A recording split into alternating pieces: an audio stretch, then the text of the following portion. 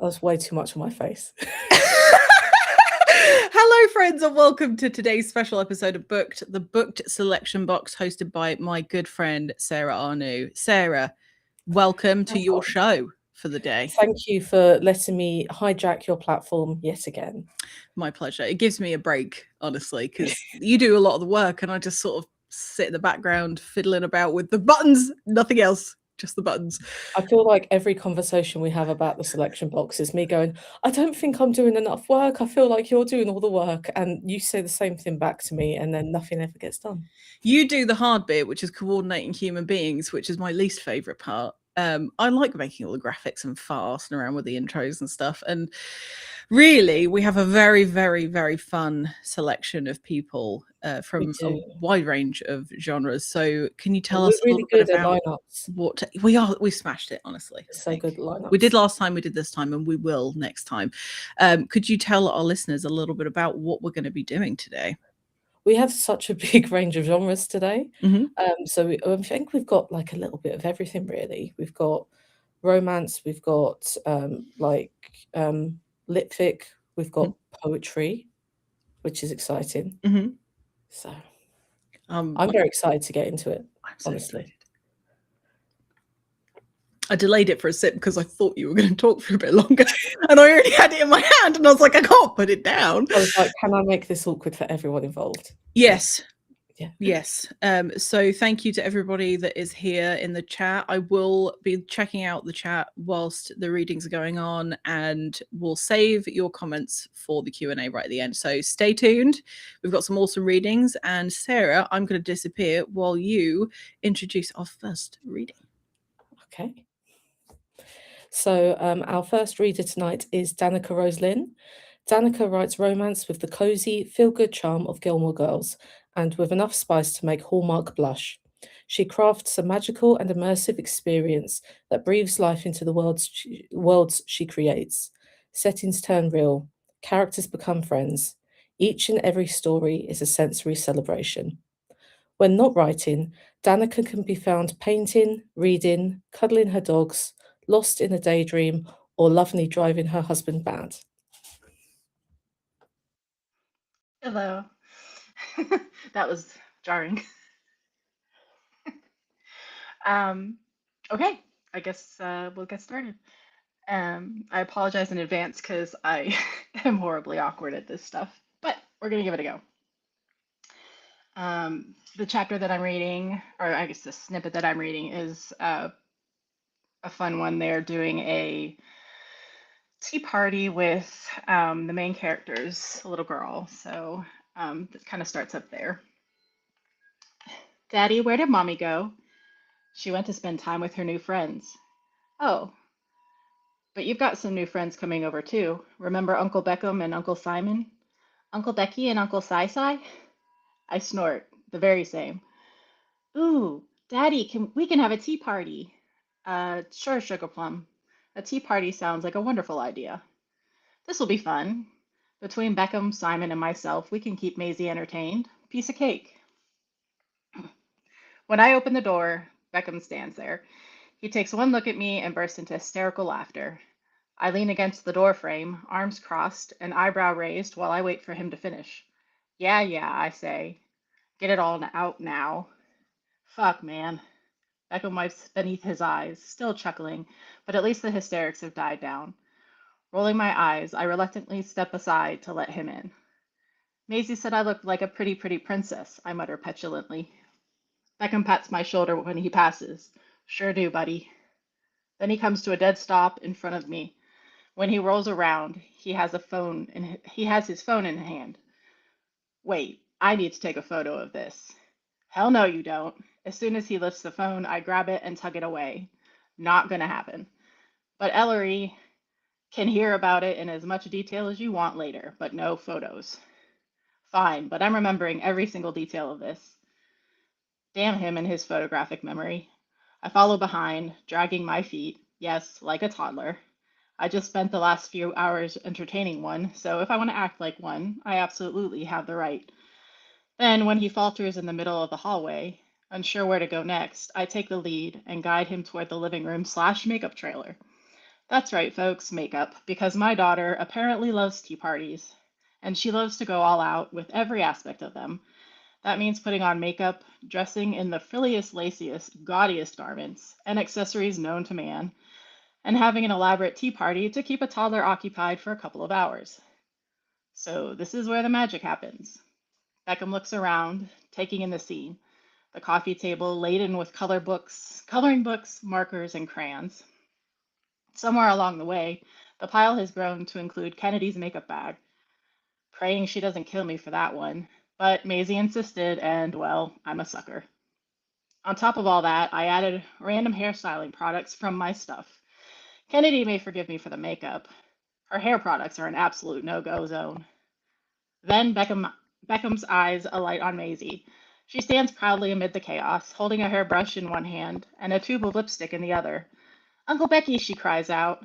I snort, quietly because I don't want her to think I'm laughing at her. But hearing Beckham get called Uncle Becky will never ever get old. Maisie enthusiastically opens her arms and bounces on the balls of her feet, giving Beckham an expectant look. Beckham, bless his heart, only cringes for a second after hearing the name before he walks over to her and crouches down so she can give him the hug she wants. Hey, Maisie girl, he says. What you doing to your dad, huh? Makeover, she giggles. For the tea party. Tea party, huh? He side-eyes me. Well, he certainly looks like a proper lady. Yeah, she squints up at me. Almost. Almost, I ask, eyebrows shooting up. What do you mean, almost? Maisie giggles, but ignores me. She grabs Beckham by the hand and tugs him toward the couch. Sit, sit. Beckham follows the command with some slight reluctance. Look, I don't blame him. I mean, I'm currently clowned up for her amusement. I haven't even officially looked in a mirror yet. I'm afraid to, and no, I'm not too manly to admit it. Daddy, Maisie says, pointing to the seat next to Beckham. Sit. I groan and plop onto the couch cushion. I thought I was all done, I pout. Maisie shakes her head. Not yet. Wait there, please. Obviously I do as she asks. How could I not? Whenever my little girl says please, and she pronounces it like peas, it melts my heart. Uncle Becky, your turn. Maisie motions for him to lean down so she can reach. He peeks over at me and says out of the corner of his mouth, You owe me so much alcohol for this. Noted. I watch with fascination while Maisie gets to work. Ever the consummate professional, she tackles each task with precision, as much as an almost 4-year-old can, and passion. First, she picks the sparkly blue eyeshadows. Because your eyes are blue. Then she lathers his cheeks with bright pink powder, one big circle on the apple of each cheek, until he reminds me of one of those old-fashioned dolls. I have to bite my lip hard enough to taste blood, but I refuse to laugh as much as I want to. Every time she turns away, Beckham shoots me a death glare. Worth it. By the time she finishes, he looks something between a circus clown and a Vegas showgirl. Oh man, I say, choking back one more laughter. Best day of my life right here. Beckham grumbles something under his breath. That sounds an awful lot like it might be the last day of your life, too. Be right back, Maisie interrupts, oblivious to anything else. Stay here, she commands before dropping the stuff in her hands on the table and rushing off. Sweetie, I call out, watching her. Where are you going? Playroom. I stand up to follow, but she peeks her head around the corner and glowers at me. Stay there, Daddy, I want to surprise you. Then she disappears again. Oh boy, more surprises. Settling back down beside Beckham, I sigh. Boys. Huh? I quirk my head at Beckham in confusion. What are you going on about? He purses his bright red lips and looks up at the ceiling for strength. When Ellery and I decide to have kids, I'm praying for all boys.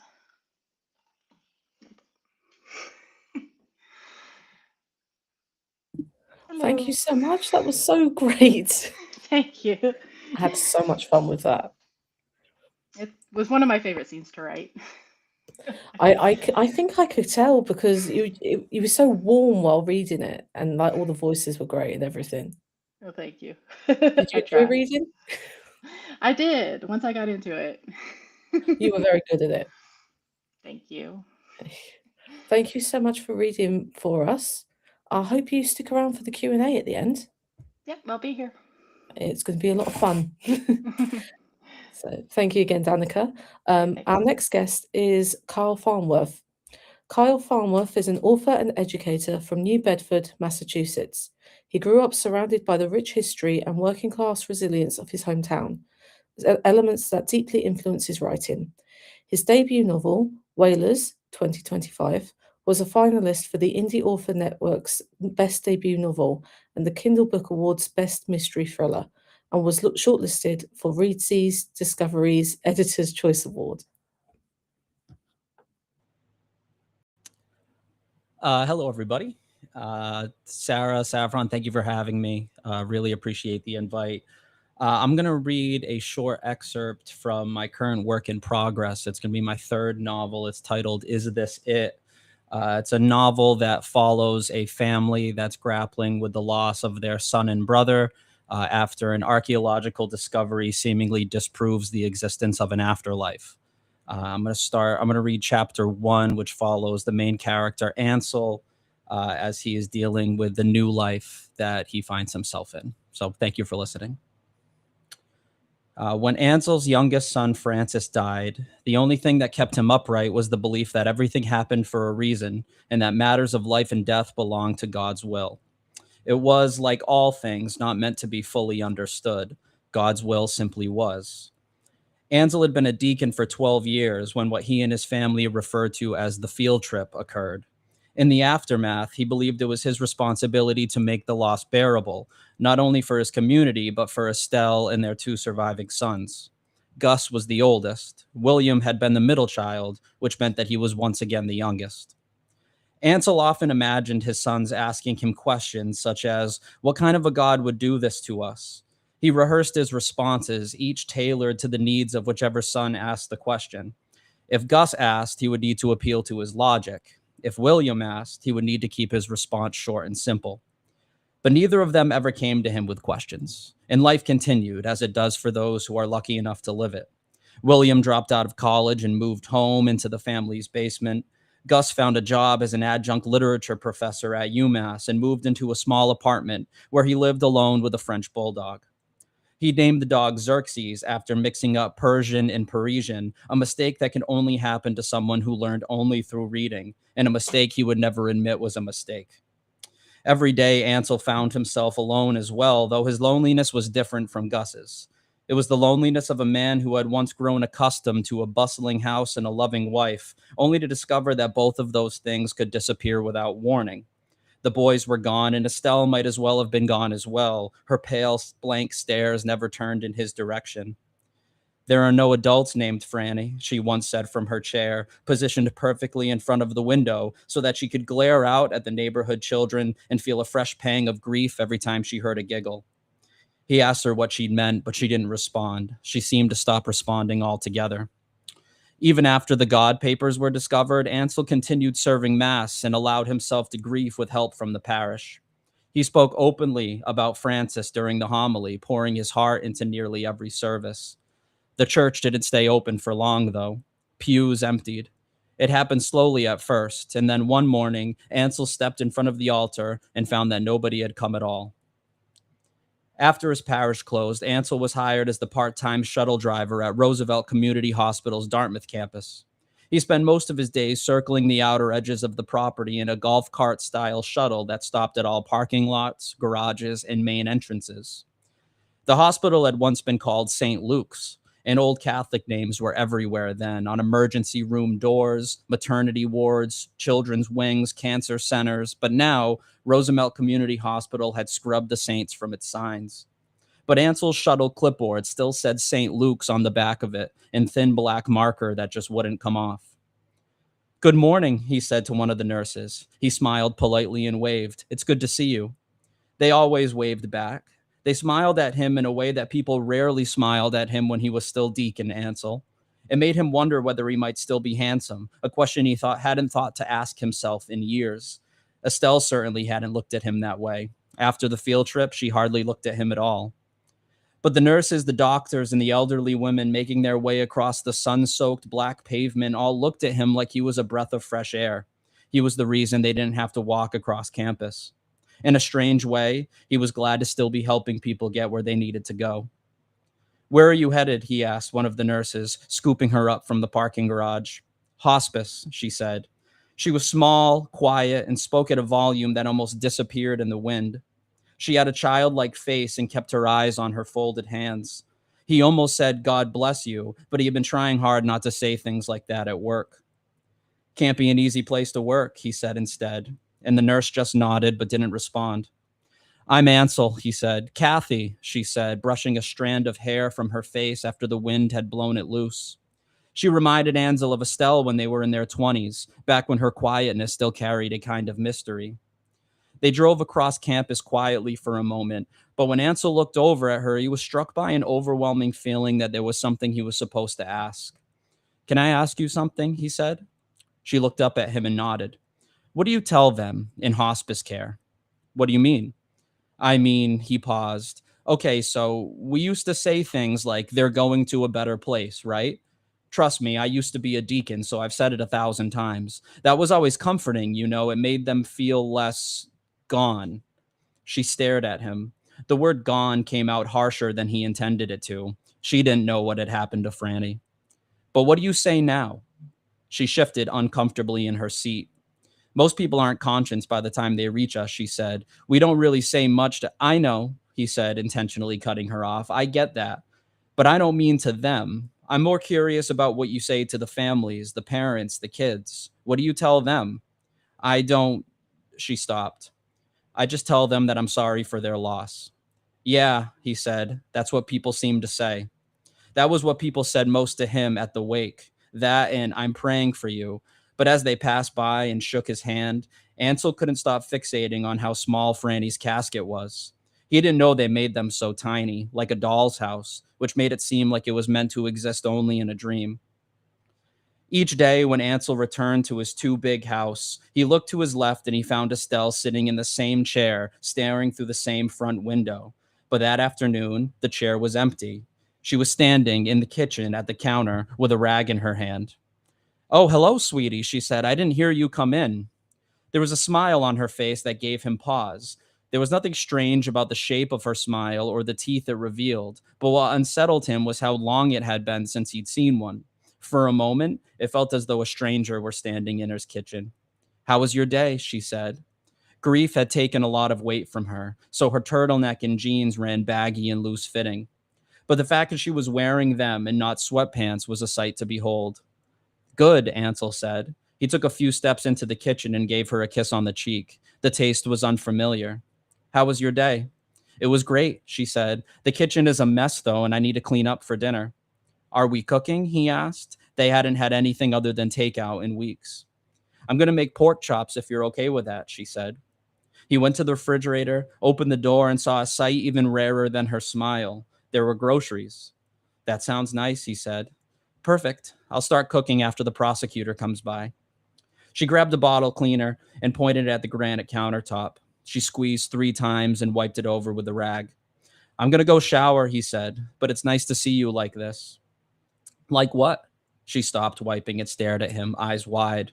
"Like," he paused, trying to land on the right words, but they escaped him. "You know." Her smile tightened to not show teeth. She pursed her lips together, nodded once, and went back to cleaning. In the shower, the nurse's parting words returned to him.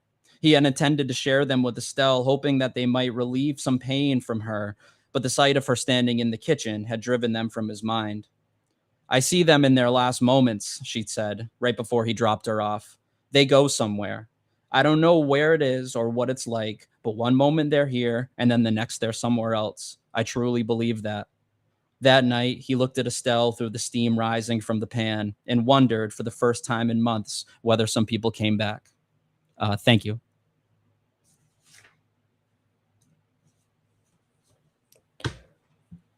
Wow. That was incredible. Thank you. I appreciate that. I'm so sad. You know, I've got all the emotions. yeah, chapter 1 has to, start with a bang. And yeah, that's why I've been off social media. That's what I've been working on. Well, I mean, as much as we've missed you on social media, I kind of feel like maybe you need to stay off it a bit more so we can get more book. I know. I had to make one appearance for the selection box, though. You know that. Oh, well, I appreciate that. So that was fantastic. I can't wait to read more of it. If you want a beta reader, I'm just going to say I know just who to ask. Yeah. Thank you so much for reading for us. It really was incredible. Thank you, and I'll hear from you later on. Great. Hopefully you stay for the Q&A. So our next guest is Cara Tobias. A dynamic storyteller, Cara Dobias has honoured her need for creative expression by working across mediums. In addition to being a poet, she is a classically trained operatic soprano, actress, and dancer with a degree in theatre arts from Drew University. For her, creativity is a way of life, a continuous journey of self-discovery and a means to connect with the world around her. Through her work, she hopes to leave an imprint that resonates with authenticity and speaks to our shared humanity.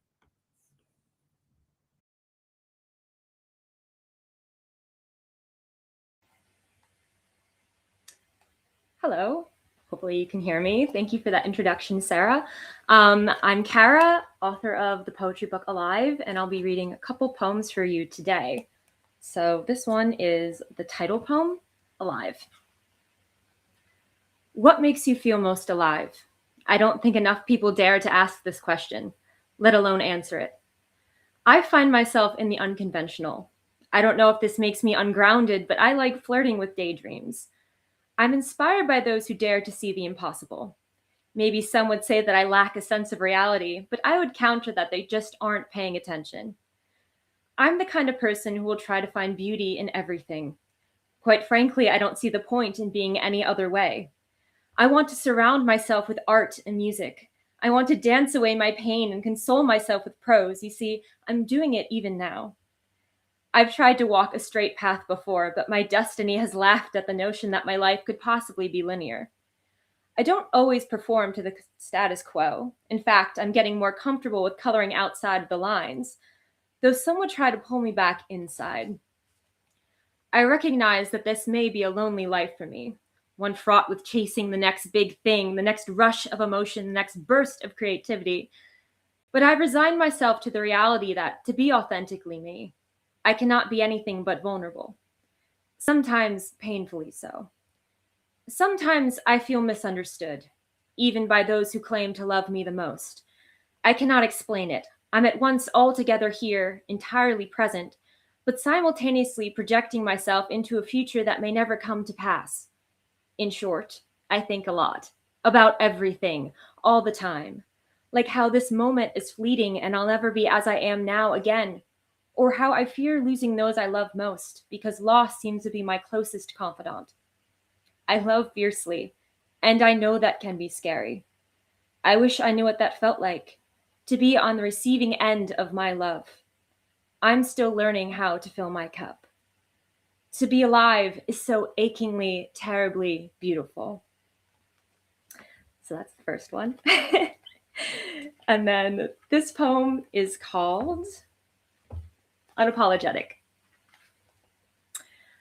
I have a bad habit of trying to guess what everyone thinks of me. But I'm tired of living in the shadow of imagined opinions when I would much rather bask in the glow of unapologetic truth. That is to say, I'm done over-explaining myself. I'm ready to just be. Your opinion of me is really none of my business. But I can't say I'm not happy that I cross your mind.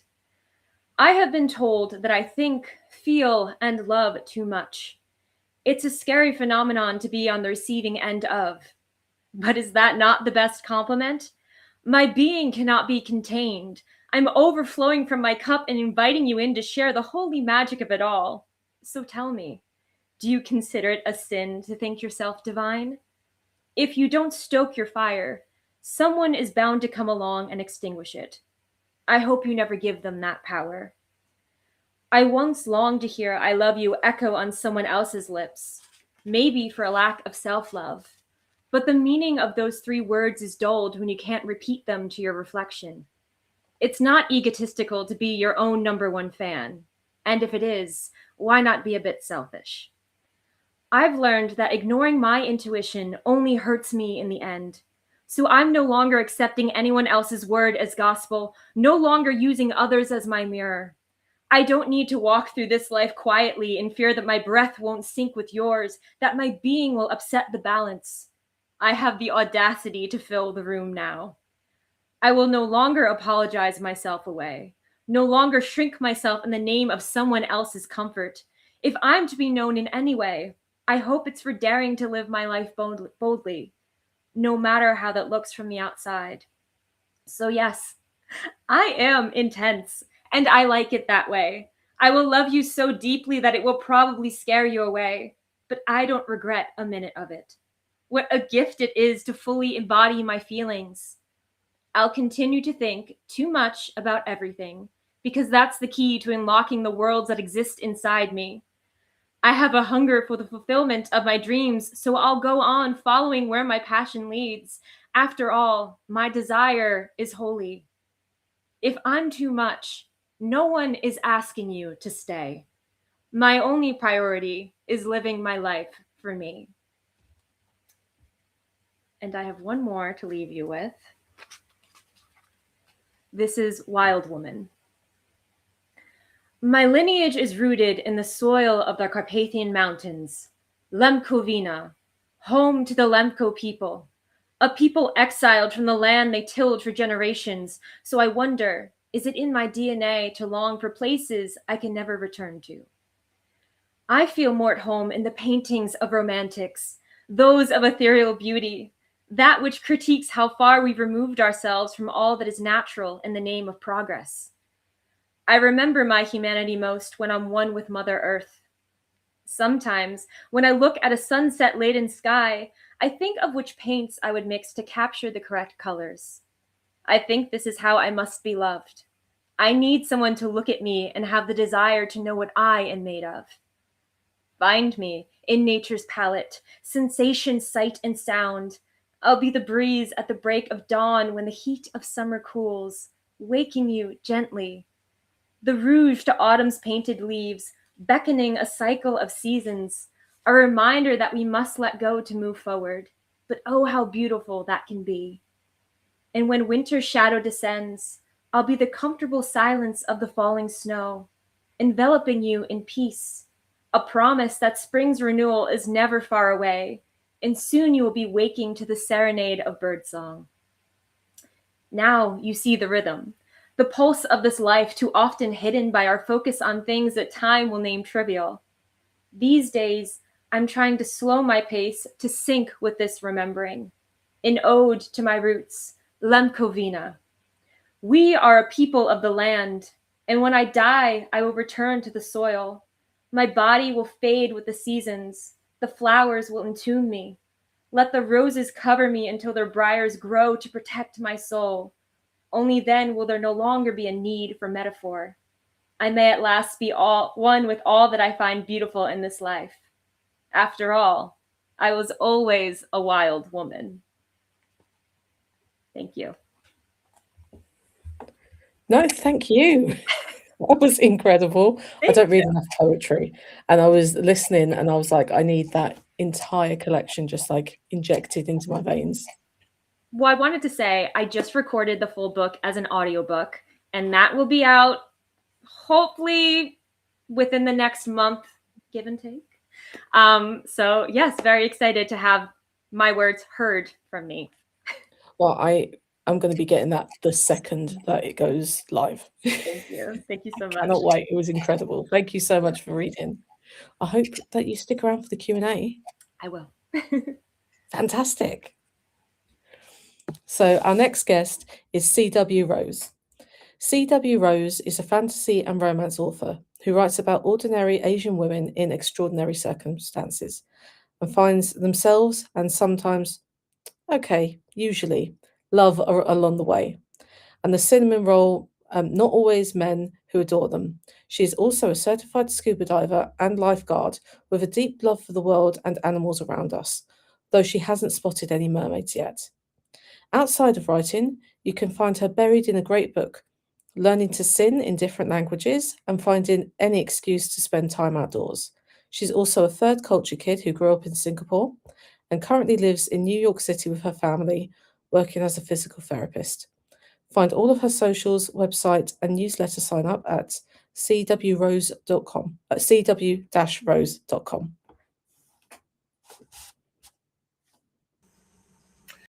All right, Sarah. Well, thank you for that lovely introduction. So I'm going to be reading part of a chapter from my debut romantasy, Ocean Song, which is essentially an Asian Romeo and Juliet meets The Little Mermaid if it was set in the real world. All right. So just a quick background. So at this point in the story, Angie, our protagonist, who is a dock worker and is a very marine biologist, she has found that mermaids actually do exist in her small Alaskan hometown, and they're actually hoarding fish and causing her small fishing village to starve. Right. When 7 o'clock came, most of the other workers had gone home, leaving Angie alone at the harbor and Baba and Nick making their final rounds. Once this last fishing boat, the Odyssey, came in, she'd be free from work for today. The Odyssey had missed her scheduled return time almost 3 hours ago with no word. Angie knew the small group of boaters that had gone out. They were constantly wary of the time and always giving the supervisors updates every hour. Still, boats could miss their return for any reason, and if they didn't show the next 30 minutes, Angie could officially report them missing and call the Coast Guard. 20 minutes passed. She reached around to her backpack and slid her phone out of the side pocket. Baba, where are you? Odyssey still hasn't returned. May need to report missing. Baba replied right away. In the control room. Meet me there. Excuse me. A brief pause and ellipsis popped up from his end. Angie didn't take her eyes off her phone as she walked to the control room, bemused as to why he was there. Normally, he let the dock operators have this run of the space and relay information to him as needed. He texted back. Just found out what happened to the Odyssey. Shit. Angie picked up her pace, finding him inside a small building with Nick and two operators at his side, surrounded by monitors focused on various spots on the docks. 2 large radios flanked either side of the monitors on the central desk, and Baba was looking through his phone. What's going on? You found them? Her words rushed out. Baba nodded. They sent distress calls, but we did not receive them until several minutes ago. He sighed. I called maintenance to update our older radios. Angie's gaze slid from Baba to Nick, to the 2 operators, and back to Baba, holding her shoulders tight with anticipation. I took a recording. Listen to this. With visibly trembling fingers, he tapped on his phone. Voices came through, distorted and crackling. Mayday! Help! Storm surge came. Nowhere. Controlled for now. A chill snaked down Angie's spine. Tails! Water! What the fuck? Static. Urfolk. Boat rocking. Can't hold. A broken scream followed. Fuck, they're dead. They're all... Deafening silence. With cold hands, Angie gathered her hair into a bunch and then let it back down while staring at the radios, now eerily silent. Baba put his phone away, his voice monotone. 6 of them. Gone. The operators were as pale as freshly bleached sheets. Nick looked as if he were restraining an outburst. Lips clenched and cheeks puffed, eyebrows drawn together. Angie's heartbeat slammed her ears. Baba crossed his arms over his chest, speaking through gritted teeth. If those creatures are going to hoard our food supply, have everybody starve, he took in a sharp inhale, and kill our people, then we will hunt them down. This is war. This is war. She couldn't stop thinking of what Baba said. As Angie left work the next day, a loud splash from behind jolted her, as though a wave had slammed headfirst into a bed of rocks. Her grip tightened around her backpack straps. It sounded like somebody had cannonballed in, or a boulder had fallen and broken the water surface. Her body was turned toward the dock entrance, but one leg stayed planted, as if she were being pulled in 2 different directions. Must be hearing things. She should just go home. On the other hand, someone could be behind her, or fell into the water. The shrubbery behind her crackled and fluttered. Somebody was definitely here, and better she get the jump on them or help them if they were hurt. Hackles raised. She checked the time on her phone. 20 minutes until the next ferry came, but if she caught the following ferry, she could still make dinner on time. Might be a few minutes late, but she'd take her chances. So much for her plans to go for a quick round of shooting. Angie reached into her bag, fingers sliding around the roughshod grip of her Glock. She crept toward the source of the sound, sliding the gun out. She followed the winding pebbled road to where land joined the ocean. Another loud splash, this time directly in front of her. Angie held her breath and peeked up from behind a white spruce tree, hands shaking. A man rested face down ahead of her on shore, the lower half of his body in the water. His head was turned away, covered with thick hair reminiscent of raven's feathers. His torso was exposed, sunbeams reflecting off smooth, light olive skin. Angie furrowed her brow. Who was this man? And why was he topless in 45-degree weather? Must have been drunk and passed out, the only sensible explanation. Angie took one step forward on the gravel ground so she could lean in closer without losing her balance. Propping himself on his hands, elbows fully extended, the man gawked at her, a lengthy maroon fishtail flicked up behind him. Angie staggered back, agape. The merman hadn't moved. He appeared unarmed, staring at her return with equal expression of shock. She didn't know what to do. Images and words flashed through her mind of the dead merman from earlier. The diver claimed that he had lunged at her. Then listening to her colleagues on Odyssey screams on the radio as the Merrick massacred the entire crew. They were all dead. To her, there was no question about it. The Mer were dangerous. She drew her gun, aiming the barrel between his eyes. Her index finger trembled while inching closer to the trigger. The merman held up his hands, tail curling to support his lower body. Wait! Stop! And I know it's a bit short, but that's all I have for today.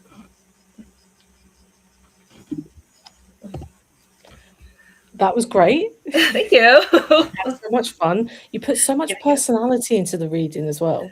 Oh, thank you. No, that's my first time reading that passage. And I had not looked at I my would book never have thought it was the for a first year. time. I'm just like, I wrote this. Hold on. Thank It you for was saying so that. good. I had so much fun. Thank Did you have fun? I had a lot of fun. You looked like you were having fun with it. Which is the I was best getting thing. really into it. It was great. You did great. Thank you. Appreciate that. So we'll see you at the end. Yes, I should be able to stay for a little bit at least. That's great. We'll look forward to talking to you then. Yay. Thank you. Awesome. Thank you. So our next guest is Daniel Radford. Daniel Radford is an author, poet, podcast host, and creator who doesn't like sticking to one genre or medium, but with a penchant for making people sad. His first book was a picture book released in 2020. His first proper book, Domino, released in 2022, and its sequel, Marble, released in 2025. He has also released a serialized anthology, Epilogue, in that year, and has also been putting out various short stories and poems, etc., all the while with plenty more still to come.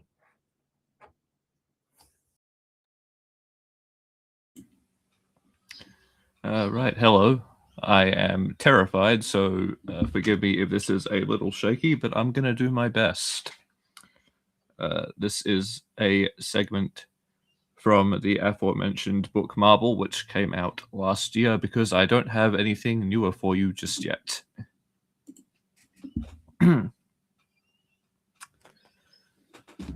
Amina was halfway past the next class down from the civics and law room, ruminating on her impending fate, when she felt a rumble in the ground beneath her feet. She barely had time to form the thought that an earthquake was all she needed to round out her morning, when the rumble became a building-shaking tremor and a thunderously loud noise that she could scarcely describe beyond that. The eardrum-splitting rumbling was accompanied by glass shattering, and, soon after, a series of sharp, cracking sounds and a slight but noticeable jump in the temperature.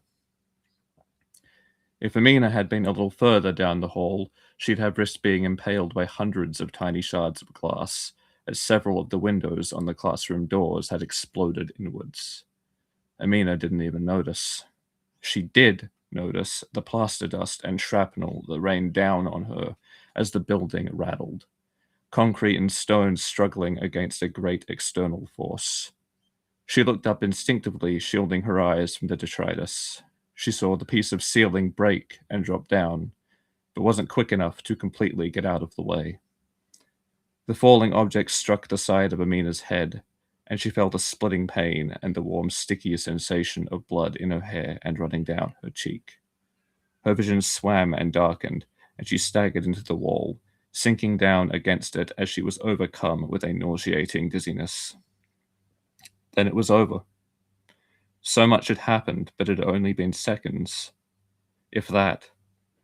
From somewhere else in the building, Amina heard screams. She barely registered the sound. Her head was still ringing and tinnitus was screaming inside of her ears. Slowly, some of the dizziness subsided and her vision cleared. As a degree of clarity returned to Amina, she realized some of the screams, the shouts for help, and the wailing were from the classrooms across and down the hall from her. She registered the dust and debris, glass, plaster, wood, even concrete, that littered the ground. She noted the cracks in the wall, ceiling, and floor, and the places where splashes of blood had reached the hall. She had been alone in the hallway. The shouts and cries continued, accompanied by the quieter sounds of sobbing and the low groans of the wounded.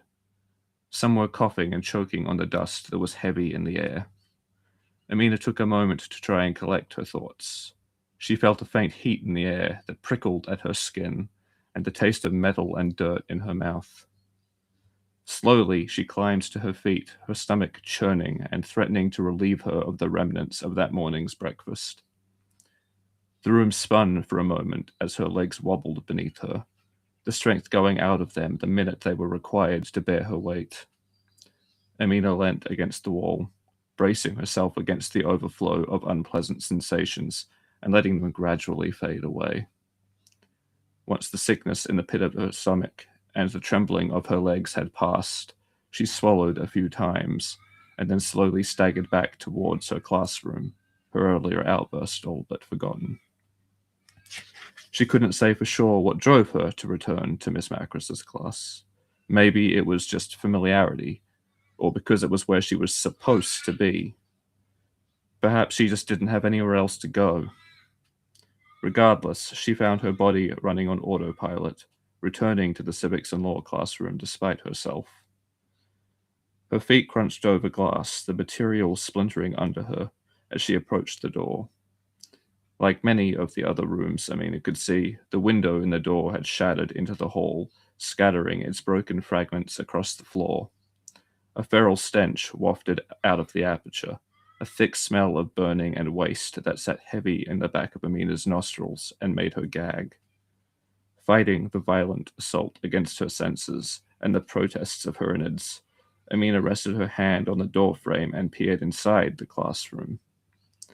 And what she saw filled her with horror and disgust. Part of the back wall had collapsed inwards through a hole in the floor, a hole that reached where some of the desks had been. Where the wall hadn't caved in completely, the external windows hadn't fared any better than the interior ones. People had been thrown from their seats and desks tumbled and overturned. Blades of glass had lacerated everyone who had been in the room, and even eviscerated some. Bullets of building material had pierced flesh and shattered bones. Many inside had angry burns that tore away at layers of skin, or left it with the appearance of leather. A layer of smoke hung persistently in the air like a spectre, and detritus and blood pooled on the ground. Many, maybe most, of the 20 students who had remained in the room were dead or dying. Those who were still alive and conscious were injured, laying among corpses and groaning in pain. 2 of the students had crawled and clawed their way through the mess and were desperately trying to administer first aid to their classmates. Miss Macris lay crumpled against the inner wall, her burned and blistered body twisted into an inhuman angle. One of her eyes was a bloody mess in her socket, barely present anymore. One of the larger shards of glass that had pincushioned her stuck out of her throat, visible to Amina only because of the blood that pooled over it and the grime that stuck to it. Amina wasn't sure how she was meant to feel about a woman she despised dying a gruesome death. She didn't know how she was meant to feel about any of the macabre scene in front of her. This was death and destruction at a level that her brain couldn't pass. It filled her with a sense of dread that reached deep to her core. It was such an intense horror that she felt it physically as much as emotionally, if not more so. Amina felt like she could have been crying or screaming along with those other voices, but she was frozen. No sounds rose from her throat. No tears fell. For a moment, Amina teetered on the edge of disconnection, simply shutting down because she couldn't grasp what she was experiencing. For several moments, Amina stood still and watched. What was in front of her was gruesome to such a degree that it transcended common sense. It didn't feel real. But the visceral nature of it all, the foul stimuli to her senses, and the pain in the side of her head told her it was. Eventually, the numbness was quickly chased away by a rising panic. What kind of disaster could do this in seconds and then be over? What was fair about that? What was Amina supposed to do here? What could she do? She felt a sudden and overwhelming desire to flee. She told herself there was nothing she could do to help as she turned and staggered away towards the stairs, lacking the strength in her legs to run. And that's all I've got for you for now. Pleasant, I'm sure. You know what, Daniel? It's like nearly 1 a.m. here. I'm in a dark house, and now I'm scared to leave my little pocket of light. So thank you. I mean, don't worry about it. If this happened where you were, you wouldn't be safe anywhere else either. I mean, it's not reassuring. It's not reassuring, but you know what? Yeah, you're probably right. You're probably right. At least I've got my cat here with me he's not gonna save me. I don't know why you were so nervous. That was so good. I'm not gonna say I had fun because I didn't necessarily have fun, but you get what I'm saying, right? Anytime I'm doing anything performance or public related, I wouldn't say I get stage fright as much as performance anxiety. but by the time I'm actually getting into it, it's fine. I feel like with horror, performance anxiety works though. You can be like, oh, it's so scary. It's making me just scared. getting into. I'm just relating to the characters, you know. Yeah, which is what a good reader does. Sure. Thank you so much for reading for us. I hope you can stick around for the Q&A, but I do understand that it is stupid o'clock in the morning for you. So I understand if you I can eat after. I appreciate that. It gives you time to get the fear of skinning someone alive out of your system. I don't even know what that. Oh, you're back. Oh no, I'm fine to go. I just said I don't know what to say to that. We've gotten to a point, haven't we? It's that different time zones for us all. We've all lost the plot a little bit. Well, thank you again for reading. Before I make it any worse. Yeah. Okay, and our last reader tonight today. I don't know what time zones are. Apparently, we all know this. Our last reader is Katie Carlisle. Katie Carlisle is the pseudonym for a multi-genre author living in Southwest Florida. As far back as she can remember, Carlisle has dedicated her life to the written word. Earning her BA in Writing Arts with a concentration in creative writing in 2015 from Rowan University, Carlisle received the Excellence in Writing Arts Award. Out of more than 3,500 students, Carlisle was selected for the award based on her exceptional skill as a writer and teacher of writing. In October 2023, Carlisle wrote and published her first novel, Reasonable. Since embarking on her self-publishing journey, she has written and published 5 novels, 3 of which received glowing reviews from Kirkus Reviews, touting Carlisle's attention to character development and ability to create tightly woven plots. She is currently represented by Vicky Weber at Creative Media Agency and looks forward to exploring the opportunities of traditional publishing with her future works.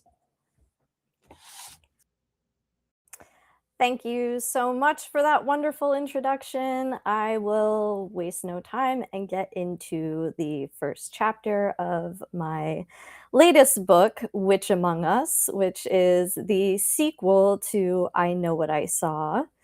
And yeah, let's get into it. I don't know if I can do this. Everyone makes it sound so easy, so expected, so natural. And for other girls my age, it probably is. But for me, it's different. It's terrifying. Because other girls my age weren't chased through the trees by a sadistic killer like I was. They don't know what it's like to be so haunted the thought of getting out of bed in the morning is enough to send their heart rate into overdrive. They don't understand how it feels to be suffocated by their own memories, to be so consumed by terror they can't tell the difference between their nightmares and everyday life. But I do. Because a part of me will always be in those woods, wondering if I'll make it out alive. Maybe that's why I'm still trapped there at night, still swallowing screams that fall muted on broken branches under starless skies. While the rest of the world gets to sleep, I'm stuck reliving the horror that's dominated my life since the day it happened. Except that's not it at all. Not really. Because when I shut my eyes at night and fall back into the pines, the terror that greets me isn't shaped by memory. It's formed by premonition. And that's what scares me the most. Get your ass in gear, E. I'm not taking no for an answer. Kate hurls a pillow at me from clear across the room, and it lands with surprising force on my unsuspecting face. I groan in response, and it's not just because the poofy pink projectile left a tingling sensation in my nose that simultaneously makes me want to sneeze and inspect my face for abrasions. It's because this is the moment I've been dreading all morning. Okay, fine, I've been dreading it all week, maybe all year. If it's possible to dread something you didn't even know existed until just a few days ago. The org fair. Ugh. Maybe there's still a way for me to get out of this. I don't know, Kate. I forced the most pathetic cough I can muster into my fist, doing my best impression of a sick child trying to weasel their way out of going to school. I'm not feeling that great. Why don't you just go and I'll... Oh, no, you don't. Kate crosses the room in the blink of an eye, a much less impressive feat when you consider the fact that only about 30 inches of space separate my bed from hers in our closet-sized dorm. I cower behind the pillow she assaulted me with, but she snatches it away and tosses it over her shoulder. She folds her arms and glowers down at me, embers dancing in her hazel eyes. Or maybe that's just the fire from my dreams playing tricks on me. Awesome. I can't even escape my nightmares when I'm awake. You can't keep doing this, she grumbles, but the thunder in her voice is laced with tenderness. It reminds me of the soft rumble that echoes through the mountains back home before the rain comes in the summer. But it's autumn now, and we're miles away from Whitehall, and the only thing I want to do is stay in bed. Nothing can hurt me here. Not while I'm awake, anyway. Please, Kate. I tug the comforter around my body, wrapping myself in a cocoon of blankets as I worry my bottom lip between my teeth. I can't do the whole crowd thing. I'm not ready yet. She rolls her eyes and grunts, ripping away the protective layer and throwing my downy armor to the floor. Hey! I protest, but the look on her face shuts me up before I can say anything else. No more hiding. She grits out each word through clenched teeth and flared nostrils, the spitting image of a dragon about to scorch an entire village. I'm sick of you wasting away our freshman year, spending all your time in our dorm room. It's bad enough you stole the random roommate rite of passage from me. Dimples deepen in her cheeks when she delivers her final blow, letting me know she doesn't really mean it. Still, the words sting. I'm willing to bet there aren't any other freshmen at Salem State University who got to handpick their roommates prior to move-in day. But I guess that's the upside of living with crippling PTSD. Special treatment for the resident crazy person too scared to leave her room. No wonder Kate's sick of me. Oh, come on, don't look at me like that. Her face softens, and she sinks down on the bed beside me. You know I'm only kidding.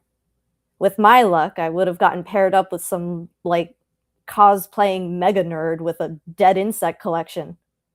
Don't talk about my boyfriend like that, I tease, and we share a laugh at Simon's expense before the silence returns and reminds us that there are more serious things to discuss, like my fear of leaving the safety of this room, or my inability to cope with what happened to me, or the smoke clawing at my throat each night, telling me that I'm right to be afraid. Because something else is lurking just around the corner. I can feel it. Watching. Waiting. But Kate doesn't need to know about that. Nobody does. Look, I get it, okay? She sighs, her hand floating down to grab mine. Maybe not completely, but I do get it. What happened was... She shakes her head, an uneasy breath shuddering past her lips as she lets the sentence die incomplete. But this moping shit has got to stop, Eliza. I'm serious. It's not healthy. For either of us. Crap. She used my full name. That means it's serious.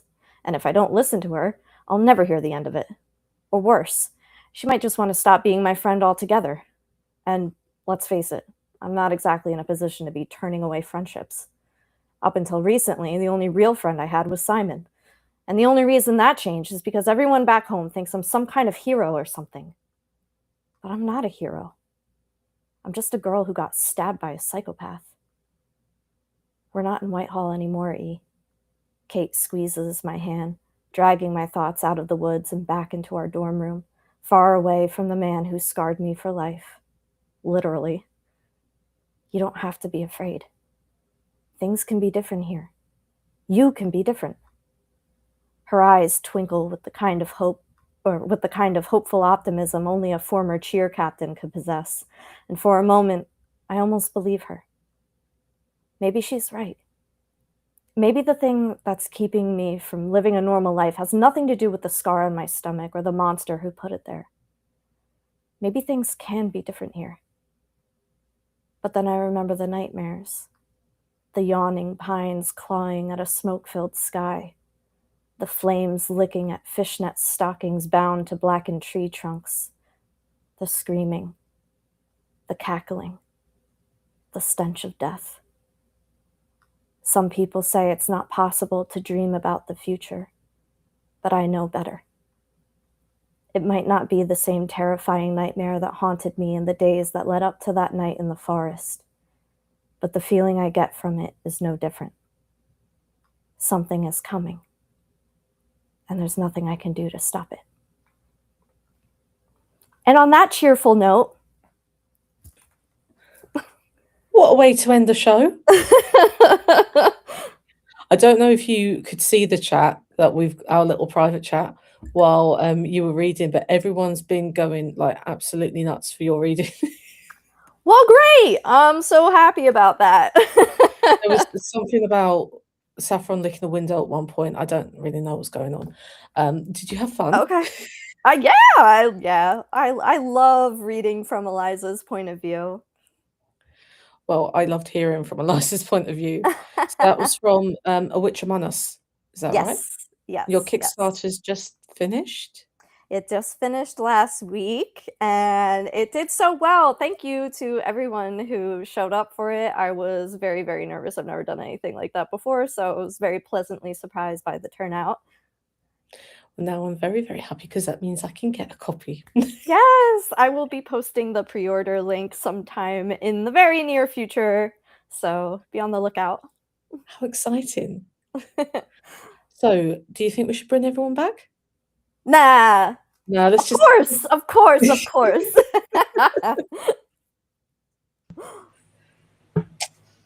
Everyone's here. Hello, Almost. everyone. Hello. Apart from Saffron. Thank you. Happy all to be so back. much. It's my profile art. Yeah, you drew that. I did. Oh, it's really good. Neat. That was Thank good you. promotion. Oh yeah, Danika is an incredible artist. So go check out her work. That was a threat. Congratulations, you did it. You did the scary thing and you all smashed it, and that was amazing. And I actually feel a little bit tearful because I'm so proud. That was really good. That was great. Okay. Couldn't have done it without you, we have to say. Yes. So shout out to you pushing all the buttons in the background. You're not getting enough credit. Thank you so much. Thank you. I work backstage like a little goblin. Yeah. So Sarah, do you have some questions for our lovely authors? All right, I'm going to start you all off with a quick fire question. And I was going to say, no one can see me, so there's no point. If you were a chocolate, as this is the selection box, if you were a chocolate, what chocolate would you be? Just shout out. Just shout out. A chocolate covered cherry. Whatchamacallit. Ooh, can I be a chocolate covered strawberry? No, that's too similar to mine. No, I'm just kidding.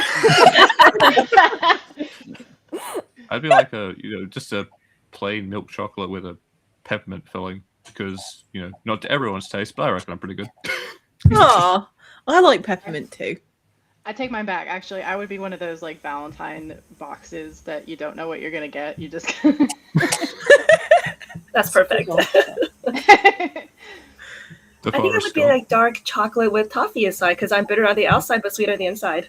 Oh, you seem sweet on all the sides. Mm-hmm. Oh, thank you. I try. I'd be something with peanut butter because that's always my favorite. I So. love peanut butter. That surprises me. I wouldn't have guessed peanut butter as your thing. Yeah. As my thing? Yeah. Is it a thing for you or is it just something you like? I mean, I wouldn't say. It's like you look at me, you're like, that's a girl who likes peanut butter and chocolate. I don't know, but maybe we'll make it a thing now. Now it's a thing. It is. You can't go wrong with peanut butter and chocolate. I don't think anyone dislikes peanut butter and chocolate, right? And that's why you peanut allergies. Saffron, because you don't dislike me. You're just like, love her so much. So I do. I do. I love everyone in this room. It's very cute. We're not in the room with you, Safi. Let me pretend. Let me just have this thing where I pretend I have friends for like 5 minutes. We're there in spirit. I might not even be real. Oh man, now I don't know what to think or how to feel. Next, all go down that rabbit hole. Yeah. Goodness. I mean, it was a roller coaster of emotions, to overuse a phrase. Listening to everybody's readings because it was like happy, sad, stressful, murder, and that's how I live my life.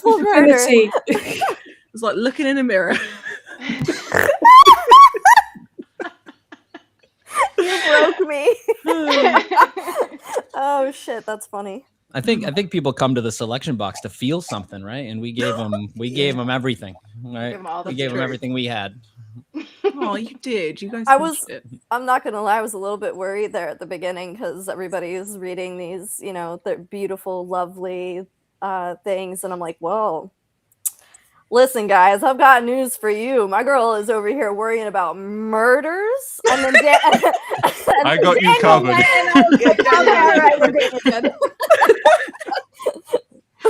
I will say, don't let my books fool you. There's plenty of gut punching emotion, and I put my characters through the ringer. And you also, they're a bit saucy, aren't they? Yeah, of course. We love a little sauciness. Although I was a little bit disappointed that you didn't choose a nude scene because I thought that would have been quite funny. Funny as the opener. Oh my God. I flat out said there's a reason that I will not ever narrate my own audiobook. So I'm a child. Like I can write the smuttiest scenes ever, but talking out loud, no. I will giggle and. You have to have a special kind of confidence for that. And also, who would be making all the noises? Would you have to do that as well? Well, no, actually, I always joke that people tell me that my husband needs to be like narrating my books and stuff. And I said, well, if the two of us could narrate it together, but I don't know. I feel like that'd be so awkward. I think that might be quite a bit of editing. I mean, there'd be a lot of commentary, I think, going on in the background. Amazing. Sarah, do you have any more questions? So I know that some of us are very prolific here and some of us aren't, but if you had to pick one piece of work for readers to pick up, the thing that you think most sort of expresses you, what piece of your work would you like them to read? Should we go around the room so that people aren't all shouting out the names of their books? Yeah. Shall I name a person? Yeah, you go. You have to tell on You us volunteer. in class. Let's We're all start, doing the thing right now where we're trying to figure out which one. let's start with Daniel. Oh, great. This is what I get for speaking of. Oh god. Shit. Is that the name Is that of what the it's work? called? That's coming out soon. No. Next word. Oh my god. You know what? Let's just stick with Marvel, what I just did. That's a pretty good summation of the sort of things I think. Great. I can go. For me, my latest novel is called Medusa or Men Entombed in Winter. It's over my shoulder right here. I think it's over my shoulder as well. I've argued that Medusa is everything that I've ever wanted to write. So that's that would be one that I recommend picking up. It's backwards, but I'll show There it is. everybody the cover. And that's It's and amazing. And your quote on the cover too. It's got good taste. C.W. Rose, what about you? Well, I only really have 2 books right now, just a duology, so I'd have to say Ocean Song. I'm gonna just have a little side point. You don't only have 2 books out. You have you mean 2 in books general? out. I have 2 books out. Probably the one I'm gonna start querying. It's a Chinese mythology romantasy with demons and shamans and Chinese dragons and little dogs that roar because they're food dogs. So I'm gonna start querying that soon. So that's probably most like little me. dogs Yeah. that roar. Yep.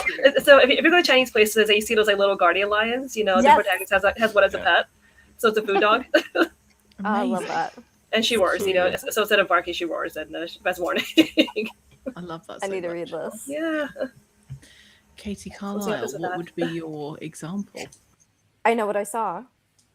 That's the name of your book, and I was like, yeah. you know, you saw what? And I was confused. just Listen, briefly. listen right now. You know damn well what the book is called. It's amazing. I love No, it so much. I love that book. It's still my favorite thing that I've ever written, and I've written 3 books since then. So it's you know, it's very near and dear to my heart, and it's the first to what I just read tonight. So You are the reason why. Well, obviously, this is a stupid thing to say, but every time I see something with Bigfoot on it, it makes me think of you. I love You're that. the Bigfoot babe to me. Oh my god. Do you know how happy that makes me though? Because like you're not the only one, and I get like so many people will DM me and be like, I saw this at Walmart, it has Bigfoot on it. I'm like, I'm going there today. Are you kidding me? Oh my god, so many people or Amanda Dodge. I love her. She's so she's great. There is a dispensary near her house with Sasquatch on it. That's and she awesome. was like, I'm gonna go take a picture of I know what I saw with the Sasquatch by the dispensary. I'm like, this works on so That's many fucking perfect. levels you don't even realize. Amazing. No, that's me though. Eliza is me. Oh, That's just yeah. it must be. Oh no, I was getting into interviewing mode. I was going to say it must be cathartic to be able to do that, and I'm going to stop interviewing you now. Stop. I can't. Get out of here. I'm not switch it answering off. your questions. Stop. Danika, what about you? That's always such a hard one, but I think definitely my most recent one, Sweet Redemption, the one I read from tonight. Mainly because the main female character, has a lot of chronic illness, and that's something that I have. So it was very emotional for me writing that, and cathartic, and seeing other people come to me and say, you know, how much they appreciate it and how much they can relate to it is really fulfilling. So yeah. That's nice. Awesome. And last but not least, Cara. Okay. Cara's how I pronounce it. That's how you pronounce it. That's Yeah. okay. If that's okay. If that's not rude. I can't do No, the no. accent because then I mimic an accent and I sound like I'm being mean. You're totally fine. Yeah. So Alive, which is the only book I have the only book I have out right now. Mhm. And yeah, you can read it and then soon listen to it. And I'm sure there'll be more on the way when the time comes. So Amazing. Yeah. All of the links. Oh, I think CW Rose has to dip out, but thank you so much for being I here. do. Thank you for having me. Of course. Have a good rest of the evening. Bye. You too. We do have the links for everybody's work down below. It's very easy to find it. I've made it very easy for you. You should go check it out.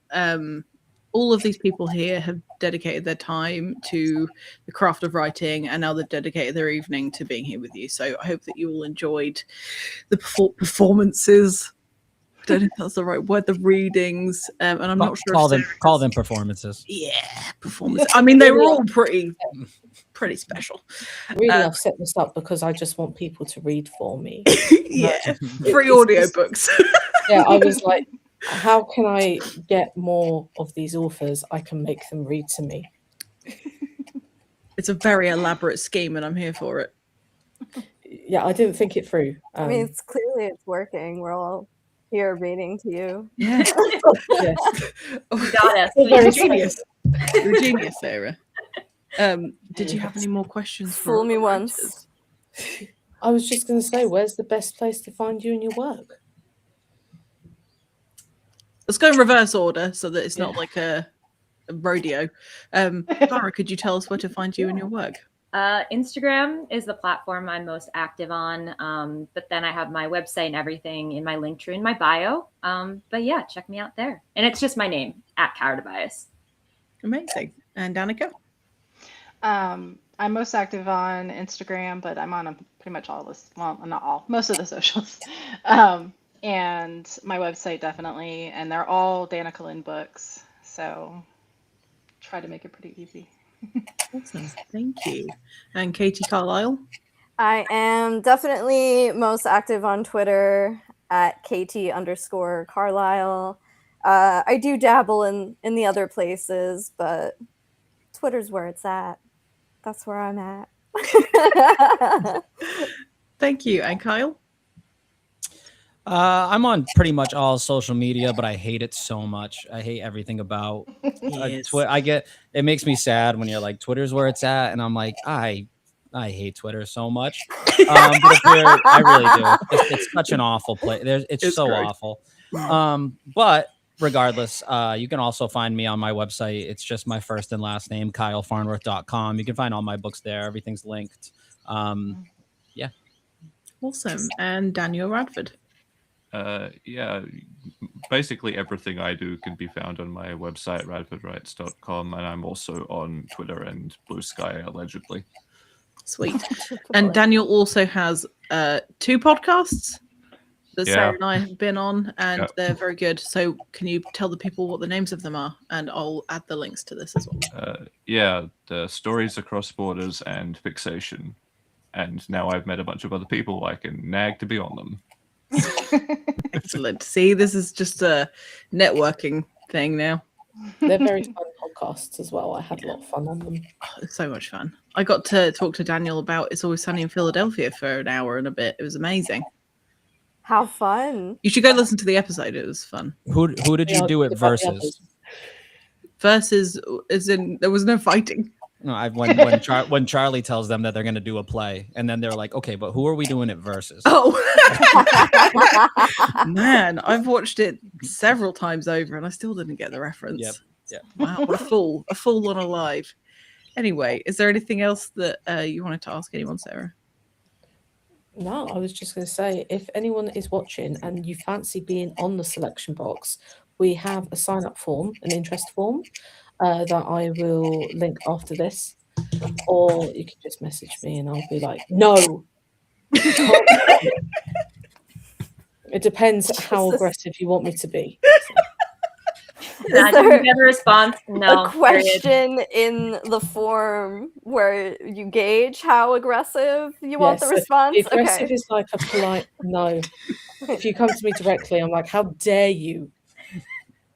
That seems fair, honestly. My goodness. I'm so tired. This is bless Sarah. She is up and it's 1:15 in the morning. So I think we should let this poor woman go to I bed. have a I chronic think we should go an fatigue hour issue. more. Why That's not? evil. Well, let Sarah go if she wants to. I'm not gonna put her through this any longer. I'm just going to say thank you all so much for being here. Thank you for reading your work with us. Thank you to everybody that watched the live. If you're watching the recording, thank you as well. Hopefully you'll check out everybody's books or their work, which you can find linked below. Again, made it very easy for you, so you've got no excuses. I'm going to put the outro on and I'm going to wave awkwardly. And if you guys want to stick around, I'll see you on the other side. And if you want to disappear, thank you very much. And I hope to see you again.